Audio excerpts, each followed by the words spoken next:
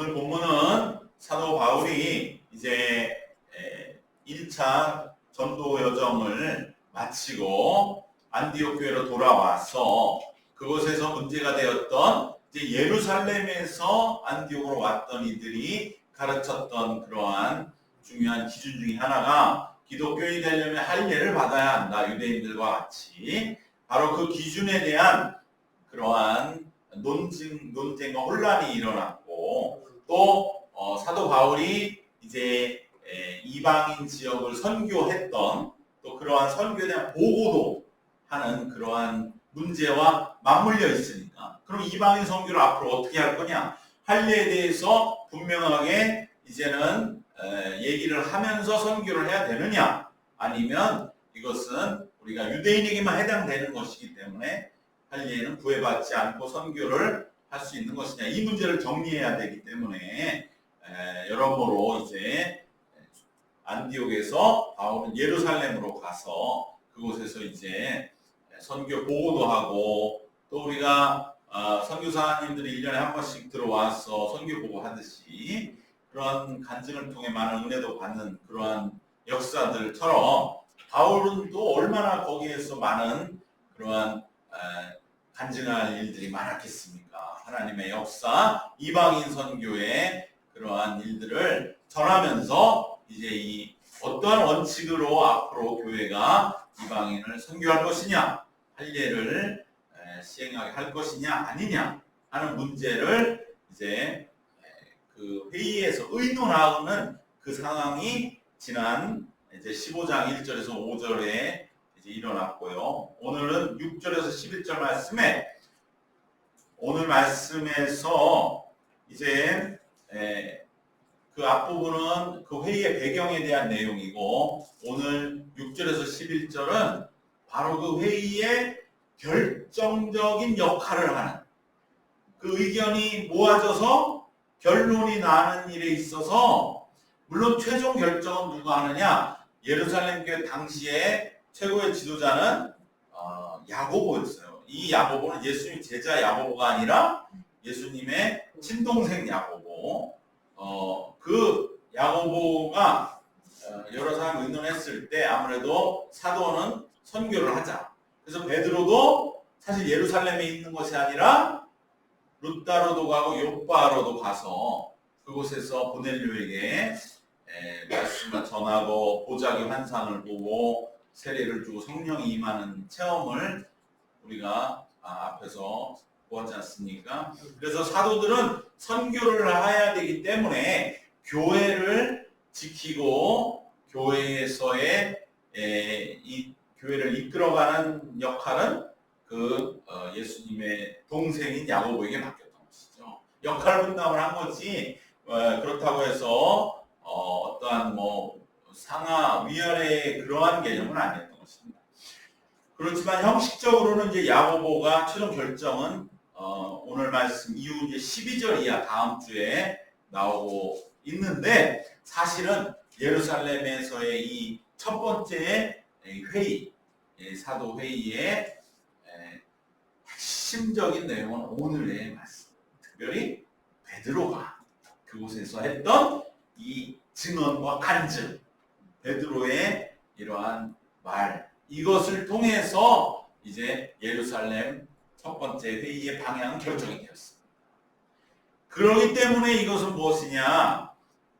예수님이 그 유명한 마태복음 16장 19절에서 18절에서 너는 베드로라 내가 이 반석 위에 내 교회를 세운다. 그러니까 이것을 우리는 베드로의 어떠한 신앙 고백 위에 교회가 쓰는 그 말씀만으로 복음서에서 베드로가 예수님께 주는 그리스도시요 살아계신 하나님의 아들입니다. 이 고백 위에 내 교회를 세운다. 이것만 우리가 생각하잖아요. 그런데 사실상 사도행전에서는 오늘 이 첫 번째 사도회의에서의 베드로의 오늘의 이 역할, 바로 이 증언, 이 간증, 이것 위에 초대교회는 세워지게 되는 줄 믿습니다.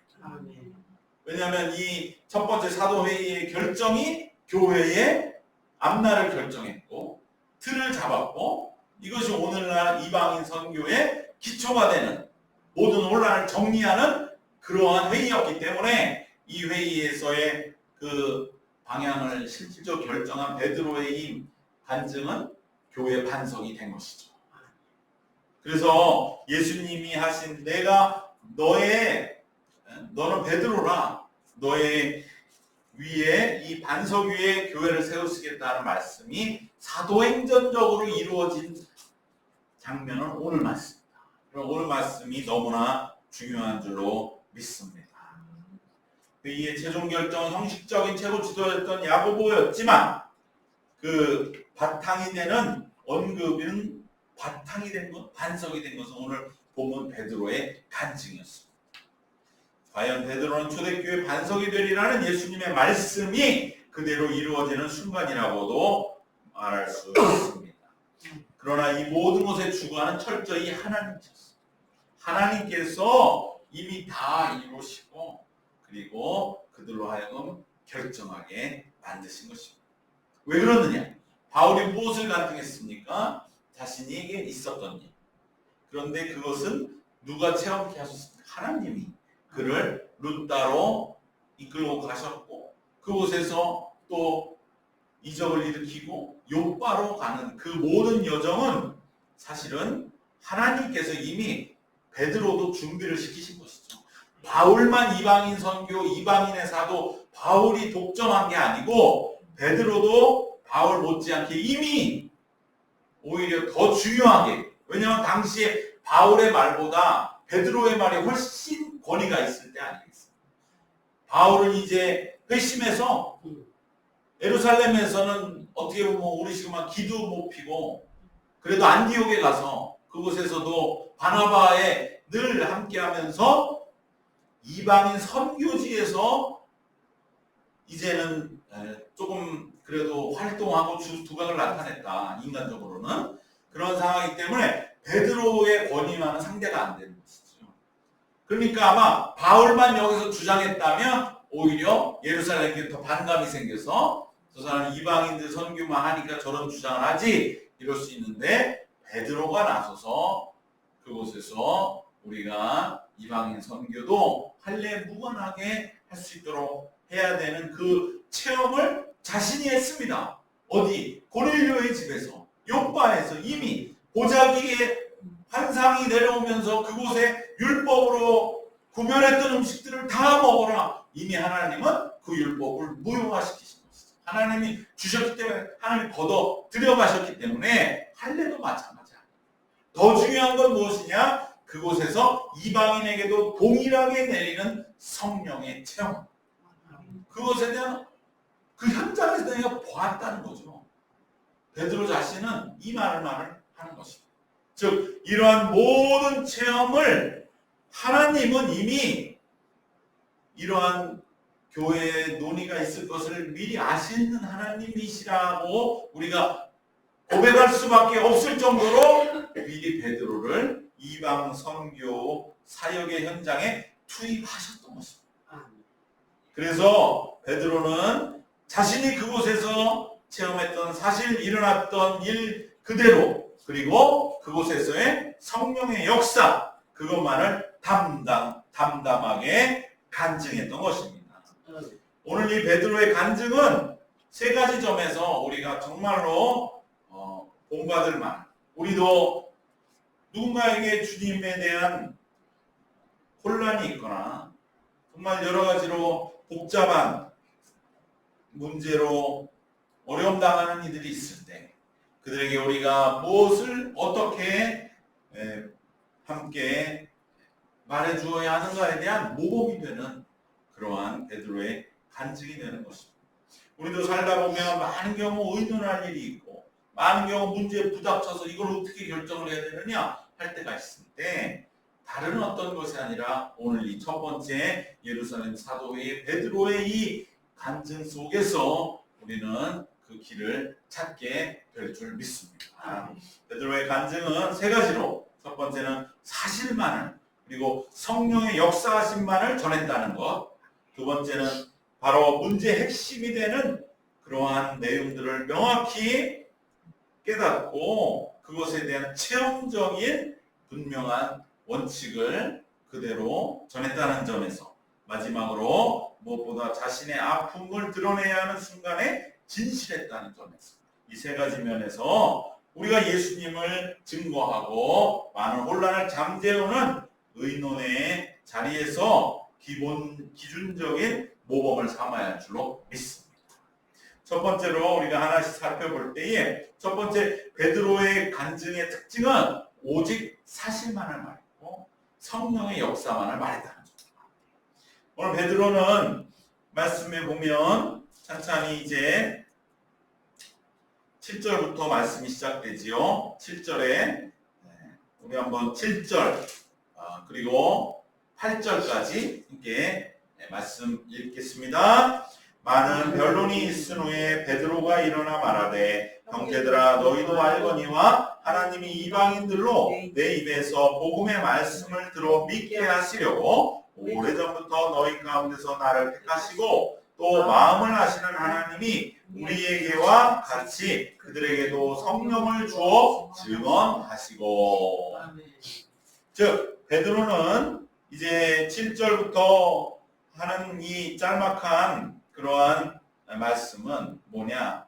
그것은 앞에 처음에 많은 변론이 있었다고 그랬죠. 변론은 어떻게 보면 자기 주장인 거죠. 변호하고 이렇게 나는 할 일을 해야 된다 생각한다, 또 아니다, 이런 변론들을 가지고 설왕설래 했을 적에 베드로는 변론하지 않고 자기가 있는 사실만을 말했다는 것입니다. 어떤 베드로는 신학적인 의견이나 진리의 논증을 말한 것이 아니라 이미 자신에게 이루어진 사실만을 말씀하잖아요.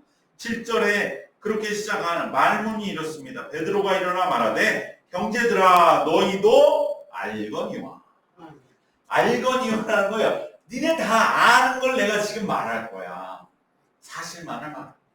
사실 속에 답이 있고 그 속에 이미 하나님의 뜻이 있는데 왜 자기 주장이 옳고 그르다고 변론하고 있느냐. 우리도 중요한 이 사실 속에 답이 있다는 걸 기억해야 돼요. 누가 옳고 그르고 그런 얘기가 하나 없어요.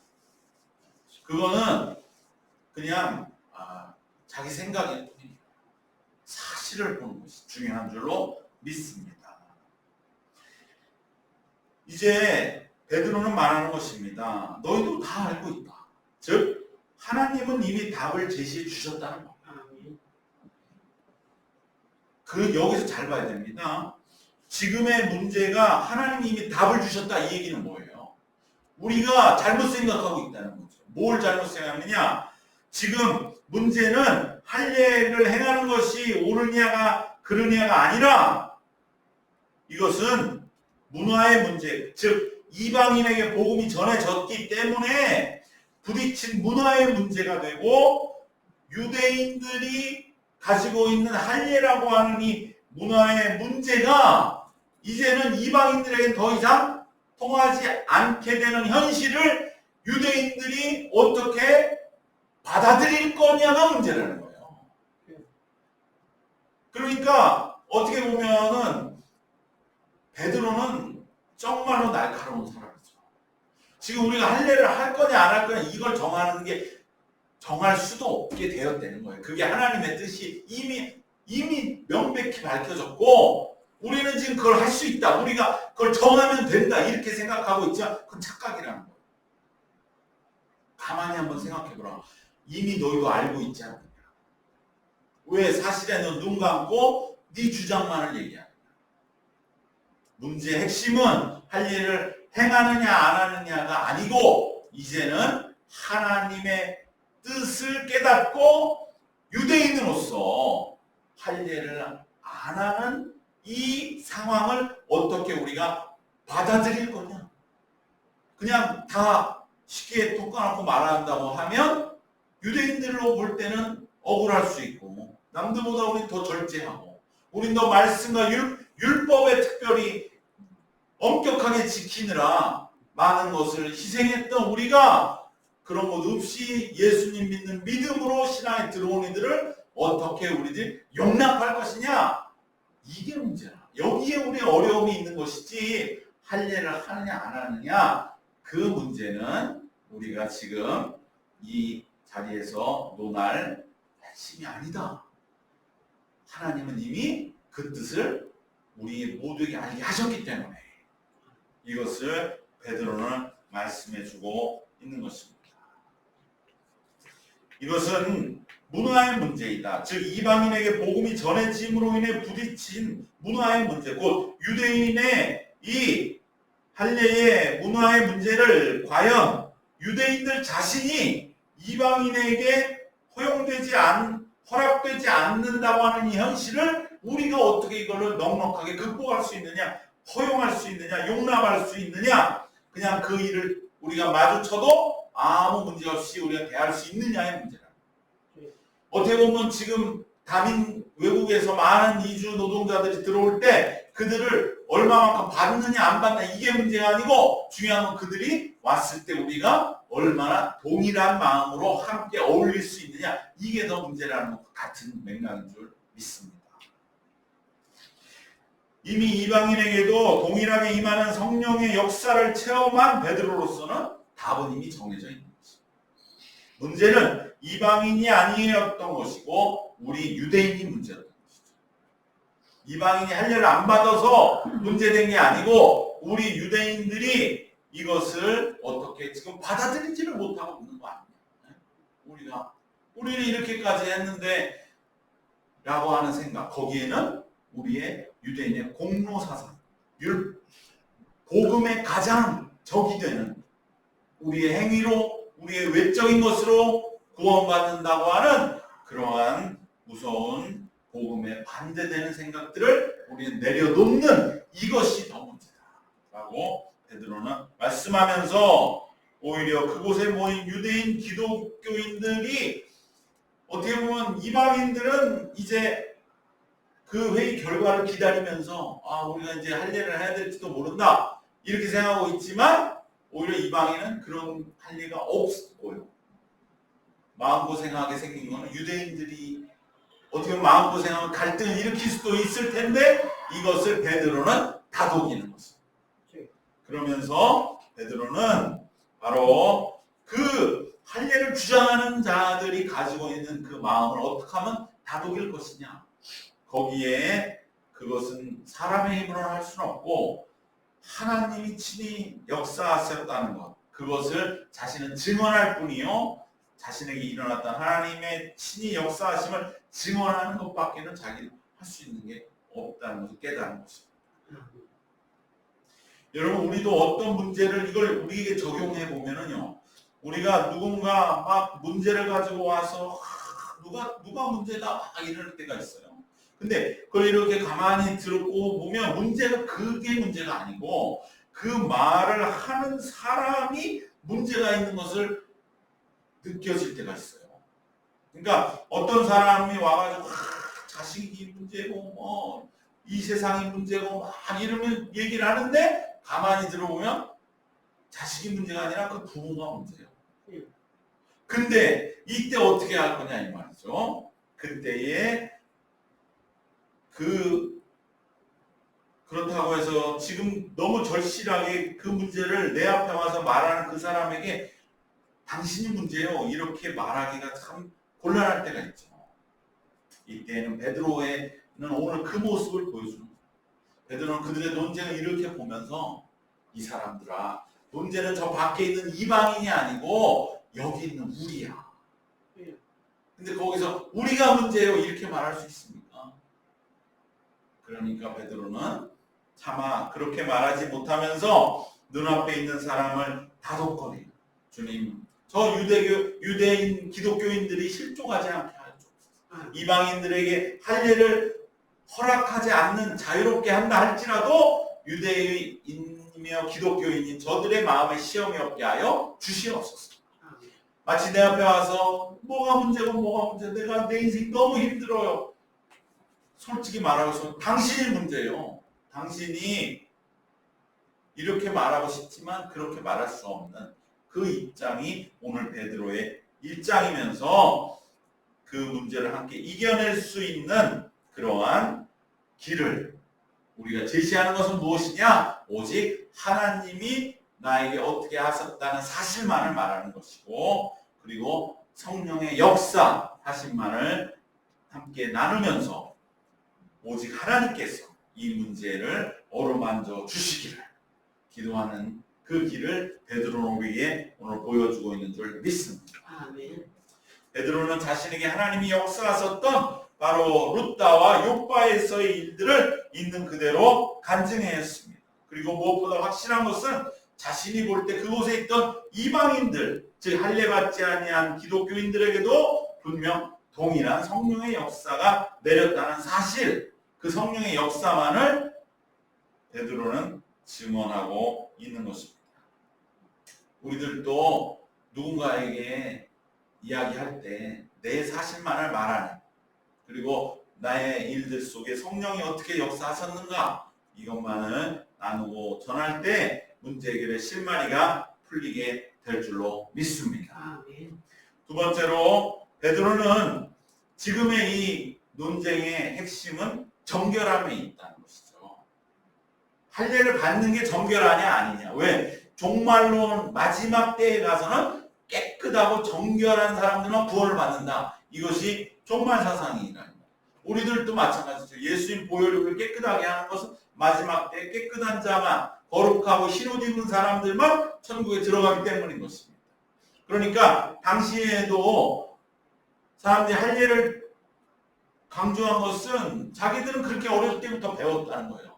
할례를 해야만 거룩한 증표를 얻게 되고 거룩하고 정결해지기 때문에, 그래서 정결함이 이 문제의 핵심이고, 종말에 구원받기 위해 필요한 정결함을 위해서 논쟁하고 있지만, 베드로는 체험적으로 우리에게 필요한 정결함은 외적이거나 다른 어떤 기준에 의한 것이 아니라 오직 예수님에 대한 믿음에 의해서만 정결하게 됨을 체험적으로 증언하고 있다는 사실입니다.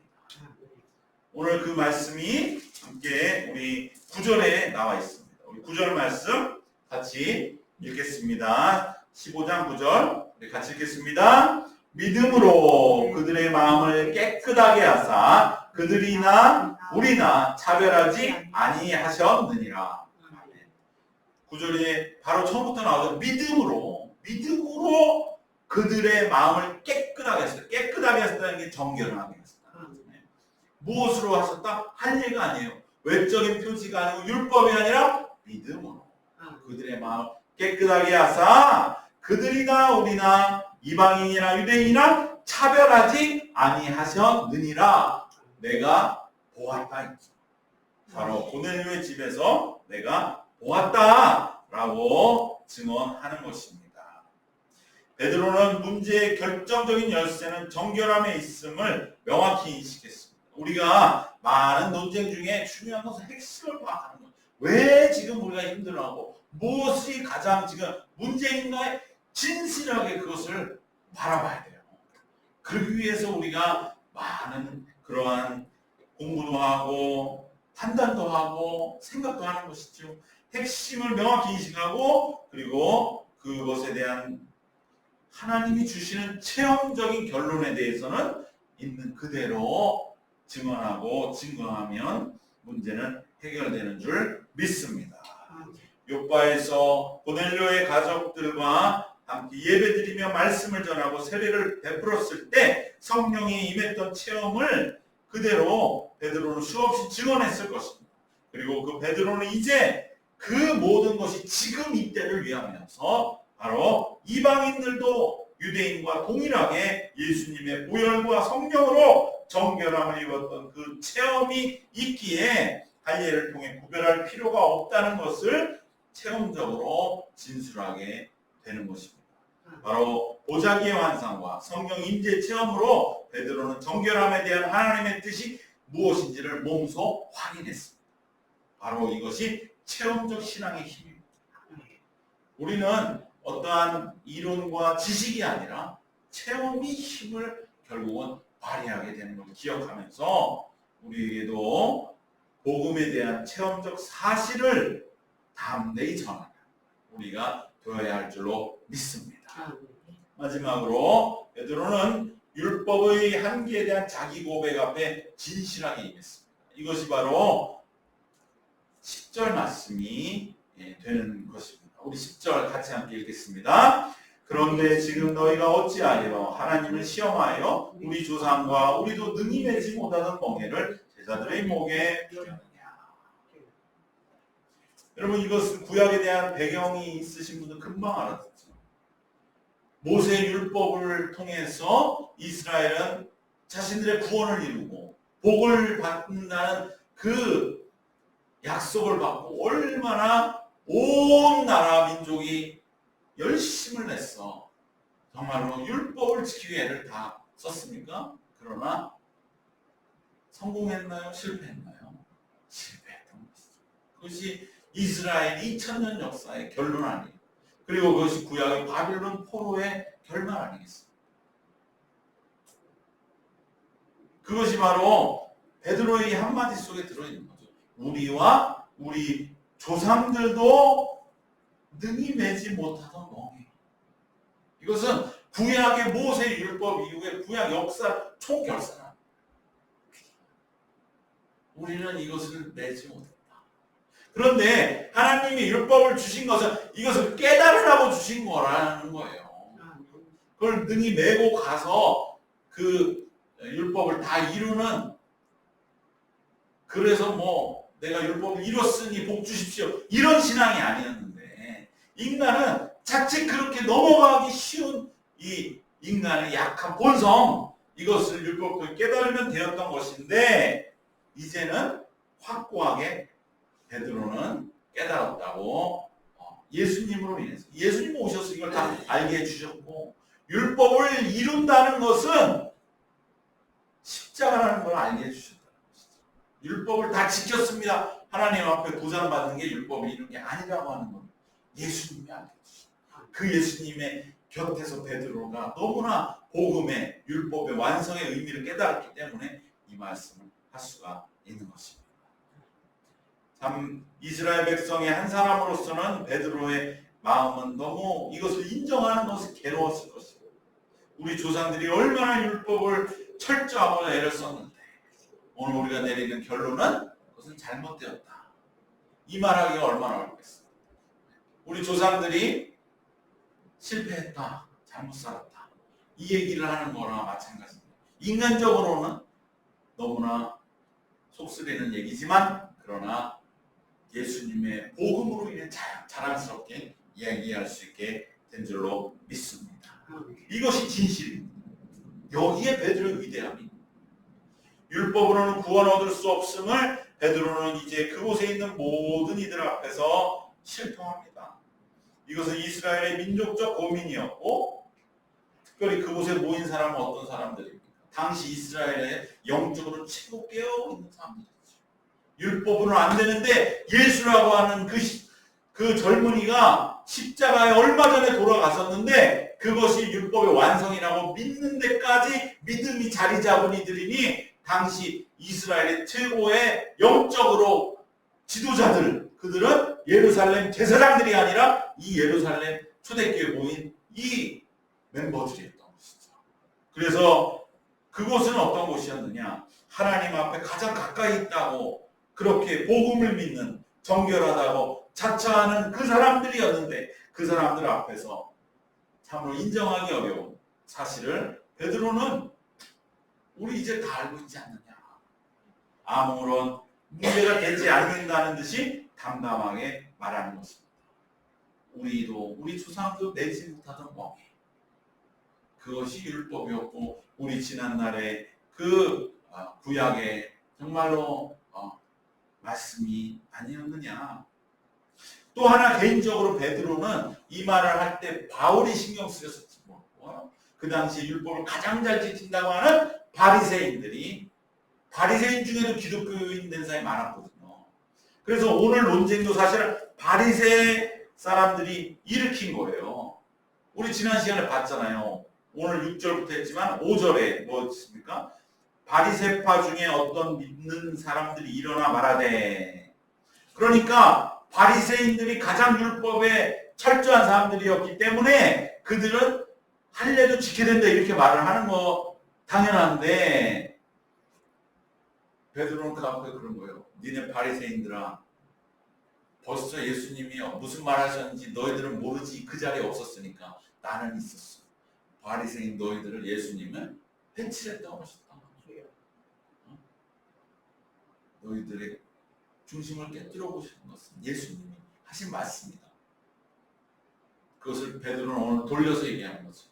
우리 조상도 내지 못하던 뭐 바리새인들 너희들이 그렇게 매보려고 율법은 철저하게 600가지 넘는 율법 하나하나를 새기면서 그렇게까지 애쓴 것 모르지 않지만 그러나 우리가 맬 수 없었지 않느냐. 이러한 진실을 말하는 것입니다. 바울과 같은 바리새인들 앞에 하기 어려운 말일 수 있어요. 바리새인 중에 정말로 독한 사람들 같으면 이렇게 속으로 말할지 몰라. 베드로 당신이 수제자라고 지금 여기 권위 있게 말하지만 당신은 갈릴리 출신의 어부 아니에요. 날 때부터 우리가 근본이 다른 우리는 바리새인으로 어릴 때부터 율법을 다 외우고 그 율법을 지키는 일에 철저하게 훈련되어 있는데 그러니까 당신은 그런 말 하는 거 아니요 라고 바리새인들은 속으로 생각하고 있는 거 베드로는 다 알고 있어요. 그래, 저한테는 속으로 그러겠지. 그럼에도 불구하고 베드로가 이렇게 말할 수 있는 건 무엇입니까? 예수님의 십자가, 예수님의 복음이 있으니까.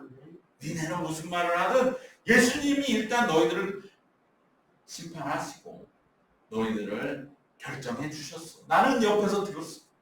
그 얘기 지금 너희들한테 하면 깜짝 놀라겠지. 나중에 언젠가 너희들도 정말 복음 앞에 충만할 때 그때 내가 얘기를 해줄게. 그래야 은혜를 받지. 지금 이렇게 아주 날카롭게 대립되어 있는데 예수님이 너희들 율법도 못 지키면 지키는 척 한다고 그거 예수님 모르실 것 같냐? 내가 옆에서 있을 때 너희들 얼마나 맹렬하게 공격하셨는데 이를 보세요. 바리새인 유대인들 얼마나 시험에 들겠습니까? 그러니까 베드로는 여기서 다도 못 지켰고 우리 다 못 지켰고 우리 조상은 다 못 지켜서 우리가 이 지경이 돼서 예수님 오셔서 겨우 우리를 구원해 주셨는데 다시 그 지키지도 못했던 율법을 우리가 꺼낸다고 한다면 그것은 하나님을 시험하는 게 아니겠습니까? 얼마나 지혜롭고 얼마나 그곳에는 바리새인들도 아무 말 못하게 만드는 그러한 진실의 힘, 이것이 우리의 신앙을 살아있게 합니다. 사실 모든 종교개혁을 보면 진실된 자들이 일으켰어요. 루터도 진실만을 지키고 로마 가톨릭이 아무리 화려해도 자기 안에는 영적 평안이 없다고 하는 진실. 아무리 로마 가톨릭이 헌금을 많이 하고 선행을 통해서 헌금도 선행이니까 가장 큰 선행이니까 그래서 그것으로 성당 의리의리하게 짓고 하나님이 거룩하다고 찬양해도 자기 안에는 진실된 것은 평안이 없어요. 이것을 솔직하게 들어요. 다른 사람은 그냥 다 두루뭉실이 넘어가는 거예요. 거기서 그냥 보는 것만으로 입이 떡 벌어져서 평안한 척. 그런데 루터는 아니라는 거예요. 그걸 못 참겠다는.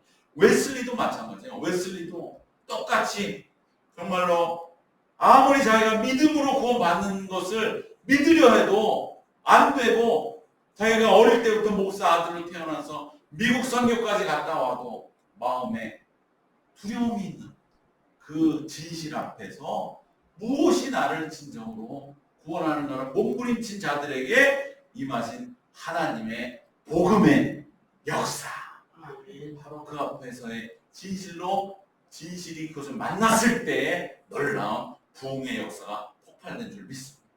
그것이 바로 오늘 그 원초적인 모습 베드로의 진실인 것이죠. 베드로가 권위로 주장했을 수 있어요. 내가 예수님 수제자다. 예수님이 이렇게 말씀하셨는데 딴소리 하지 마라 이럴 수 있어요. 그러나 베드로는 여기서 진실을 말하는 것이죠. 율법으로는 우리는 안 됐지 않느냐.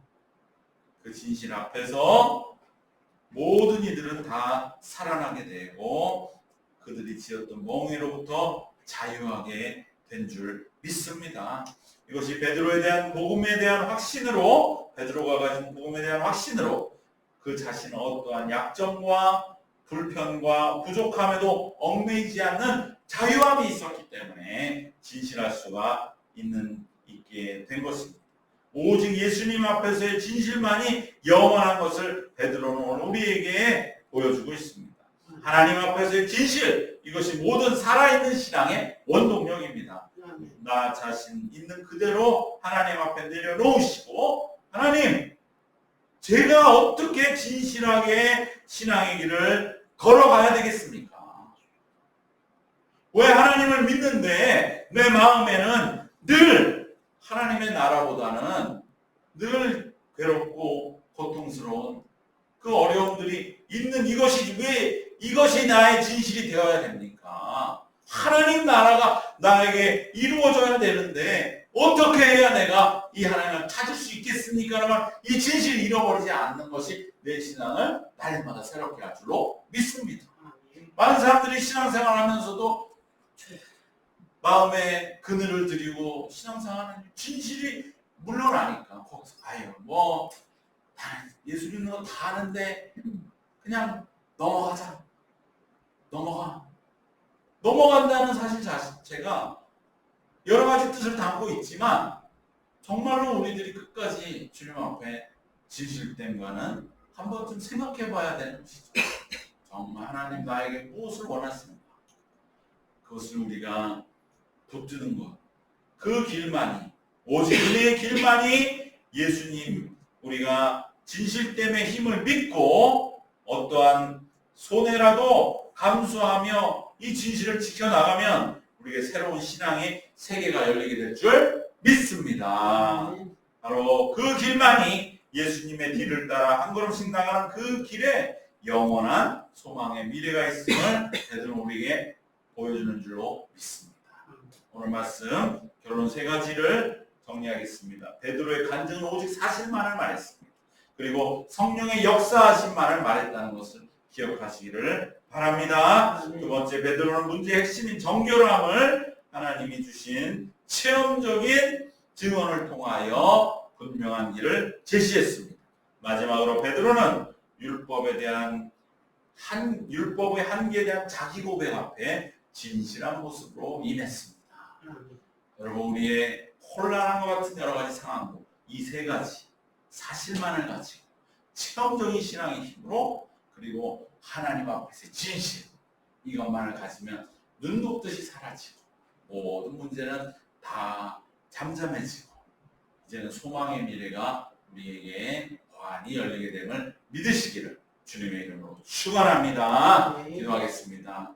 주님 은혜와 사랑을 감사합니다. 하나님 은혜 가운데에 진짜 우리가 여러 가지 문제 속에서 베드로가 제시했던 우리의 교회의 반석이 되었던 그 간증을 기억하면서 우리에게 더욱더 많은 체험적인 신앙의 귀한 하나님의 뜻을 우리들이 늘 간직하게 하여 주시옵소서. 사실만 그리고 진실 앞에서 우리가 때로는 많은 일들을 통해서 많은 부족함과 약점과 비난과 세상에 많은 이야기들 불편함과 모든 것이 있다 할지라도 하나님 앞에 진실함을 지켜나가기 위한 그 모습이 우리의 신앙을 살리고 삶을 새롭게 함을 믿고 하나님 앞에 늘 진실하게 믿음의 길을 걸어가는 저희들 되게 하여 주시옵소서. 예수님의 이름으로 기도드리옵나이다. 아멘.